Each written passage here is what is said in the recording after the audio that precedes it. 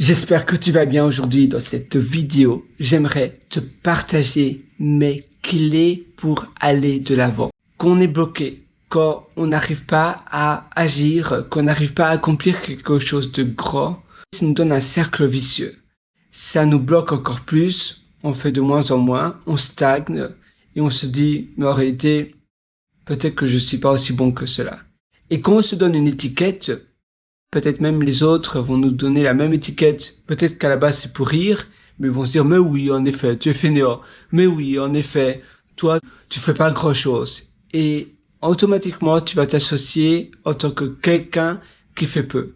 Tu vas te mettre l'étiquette de quelqu'un qui fait pas grand chose et tu vas te dire, mais oui, voilà, je suis condamné à cela, ça c'est moi. Et tu vas t'identifier à ça. Et là, c'est la catastrophe parce que tu auras beaucoup plus de mal à justement faire de grandes choses. Et pourtant, à la base, il n'y avait aucun problème. À la base, c'est normal d'avoir des journées où tu es un peu plus fatigué. Parfois, on a des augmentations de fatigue. Parfois, on a un peu le moral à plat. On n'a pas trop le moral, on dort un peu plus, mais c'est pas pour cette raison-là qu'il faut se donner l'étiquette de quelqu'un qui fait peu. Et même si c'est visible de l'extérieur et que les autres te donnent une étiquette, il faut faire une séparation. Il faut se créer un mur invisible. Se dire non, je sais qui je suis. Et c'est vrai, je suis tout à fait conscient, ça peut être difficile parce que parfois, on sait pas en fait qui on est. Mais il faut se dire, on sait qui on est, mais on sait pas trop que on peut réussir, qu'on a tous les atouts. Mais tu as tous les atouts. Il faut simplement se créer une carapace, un mur invisible pour te protéger des choses extérieures. Et c'est normal d'avoir des coups un peu de blues, des coups bas, mais dis-toi que, c'est le processus de la vie. On est tous des personnes d'émotion. Moi, toi, tout le monde. On n'est pas des robots. On est justement des personnes qui fonctionnent sur l'émotion. C'est normal. Et c'est ça aussi la beauté de la vie. C'est que on est émotionnellement impacté et touché par des événements de la vie. Et parfois, il y a des journées où on va faire moins, ou bien on s'était préparé à faire beaucoup, à accomplir beaucoup. Aujourd'hui, normalement, devait être une journée, c'était une journée ermite, un week-end ermite que je me suis créé, et en réalité, aujourd'hui, j'étais fatigué. Et normalement, les week-ends ermites, pendant une nuit, je ne dors pas. Et j'ai tellement de projets, je fais beaucoup de choses, et je réalise donc que j'accomplis énormément de choses. Mais je me sentais vraiment fatigué. Et j'ai dû dormir dans mon lit, tu vois. Et ça a été dur. Et c'est vrai que ça m'est arrivé déjà dans le passé. Et normalement, les week-ends ermites, je passe toute la nuit à réaliser ce que je m'étais donné, ce que je m'étais dit que j'allais réaliser. C'est assez palpitant et je me dis après, voilà, c'est fait, je paye un prix assez élevé pour l'hôtel, mais je réalise beaucoup de choses, j'accomplis beaucoup de choses et ça me rend heureux, ça me donne la pêche. Mais il y a des jours comme ça, et il faut l'accepter, où tu es fatigué, où tu te sens pas bien, tu te sens, voilà, c'est pas le bon jour. Et c'est vrai que j'ai commandé ce week-end ermite, cet après-midi, parce que je voulais vraiment accomplir beaucoup de choses. Et voilà, maintenant j'étais un peu fatigué, j'ai dû dormir pendant 5-6 heures. C'est vrai que ça reste relativement peu, 5-6 heures au lieu de mes 7 heures, 7h30 de sommeil habituel. Mais bon, il faut, voilà, je dois simplement me dire, j'en avais besoin. Et au lieu de rester sur sa frustration, au lieu de se dire, oh, maintenant tout est gâché, ça c'est le pire que tu puisses faire. Parce que, alors, tu vas t'auto-saboter quelque chose qui à la base ne devait pas être saboté. Tu vois, tout simplement. Non. Tu dois simplement aller de l'avant. Tu dois voir qu'est-ce que tu peux faire de l'avant. Si je prends mon téléphone et je réfléchis, tiens, maintenant, qu'est-ce que je peux créer? Est-ce qu'il y a quelque chose que je peux accomplir de nouveau?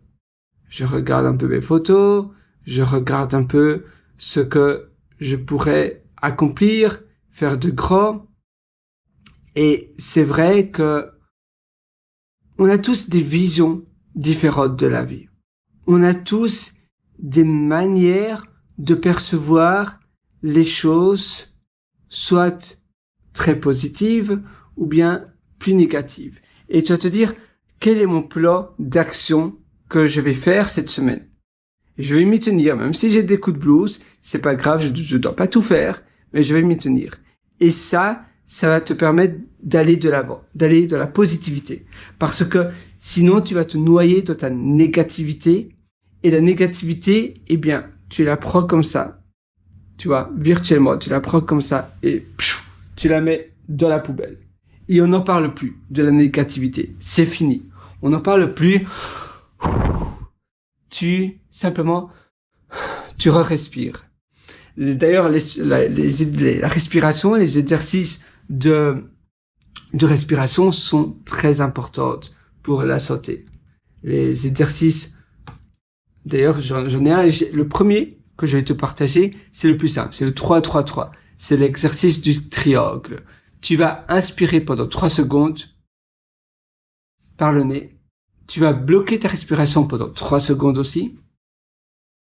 Et puis, tu vas doucement expirer pendant 3 secondes. Je me demande si je peux pas allumer plus de lumière. Ah non, apparemment, c'est le maximum de lumière que je puisse allumer.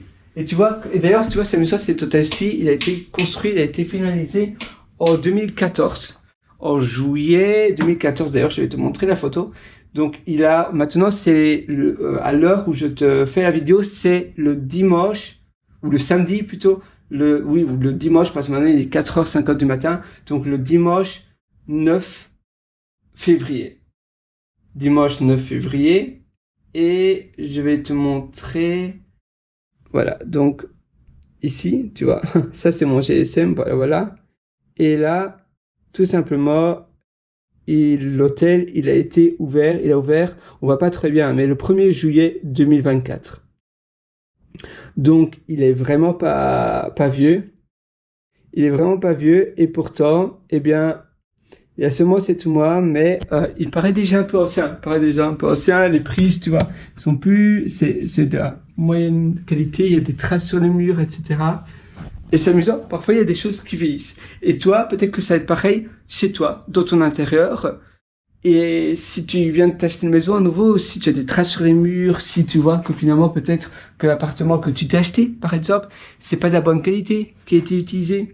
Et ça peut un peu mettre le moral à plat à nouveau, mais ça va te freiner. Ça va te ligoter dans quelque chose de mauvais. Et à nouveau, la pollution mentale, la charge mentale, ça nous empêche d'aller de l'avant. Ça nous empêche de voir grand. Ça nous empêche de dire, voilà, maintenant, qu'est-ce que je peux faire? Donc, l'exercice de respiration que je t'ai donné, le triangle, le 3-3-3, c'est inspirer par le nez pendant 3 secondes, bloquer ta respiration pendant 3 secondes et puis expirer doucement pendant 3 secondes. Et tu fais ça pendant 7 à 8 fois d'affilée. Et l'autre, c'est le 5-7-9.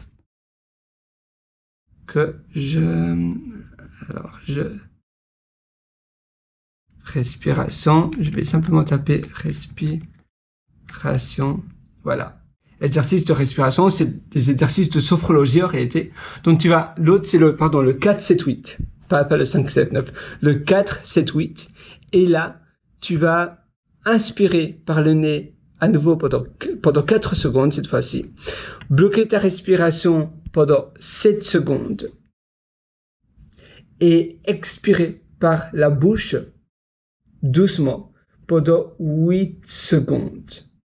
Et oui, je te disais le 3-3-3, sinon tu peux même utiliser le 4-4-4. Et là, c'est un peu plus long en fait. Tu peux un peu tester, 4-4-4 c'est bien aussi. C'est fort. C'est-à-dire, tu vas inspirer, ça 3 secondes, c'est un peu rapide. Et là, c'est inspirer 4 secondes, expirer, bloquer ta respiration pendant 4 secondes, et puis expirer pendant 4 secondes. Et ça, eh bien ça, moi ça a tout changé dans mon bien-être. D'ailleurs, je vais mettre même un hashtag bien-être, si je peux le mettre. Je vais bien-être, respiration. voilà, je tape doucement, mais sûrement, on va dire. J'ai mon clavier qui a les touches qui s'enlèvent en réalité. Voilà, donc ça, ce sont les exercices que je te propose. Ce sont des exercices très puissants en réalité. Moi, ça a énormément changé pour moi. Quand je me sens stressé, le 4-7-8, il est encore plus puissant que 4-4-4 parce qu'il est plus optimal, ou que le 3-3-3. Il est plus optimal. Et tu répètes cela pendant 5, 6 à 7 fois. Et oui, c'est ça en fait. Et donc là, en pratiquant cela, après tu vas te sentir complètement en douceur. Tu vas vraiment bien te sentir. Et quand tu as une bouffée d'anxiété, une bouffée en effet voilà, tu te sens pas très bien, tu fais cela. Et après, tu te sens beaucoup mieux. Tu reprends le contrôle sur ta vie. Et en effet, la vie, eh bien, c'est le contrôle sur soi-même. Ça veut dire que parfois, on se raccroche à des choses dont on n'a pas le contrôle. Et d'ailleurs, j'aimerais maintenant te parler d'une prière. Et cette prière, alors que je la cherche, cette prière justement, donc prière de la sérénité qui a été donnée très souvent dans les séances des alcooliques anonymes. Aux États-Unis, les alcooliques anonymes, c'est les personnes qui veulent se débarrasser de l'addiction de l'alcool. Et cette prière, elle dit: donne-moi la sérénité d'accepter les choses que je ne peux pas changer, le courage de changer celles qui peuvent l'être, et la sagesse de faire la différence. Tout simplement. Il faut donc accepter ce qui est comme tel, abandonner le vouloir de tout contrôler, tout contrôler sur ces choses, parce qu'en effet, parfois il y a des jours où tu te sens moins bien, tu te sens plus fatigué, et c'est normal, on est humain, et il faut l'accepter, et faire confiance à la vie, en agissant et en améliorant les choses qui sont à son échelle, où on a le contrôle. Et quand tu essaies également, voilà, quand tu te dis, moi, pour ma part, maintenant, je fais chaque journée en étant positif. Tout doit être positif. Ma journée, je travaille sur ma posture, je travaille sur mon langage, je travaille sur mon attention.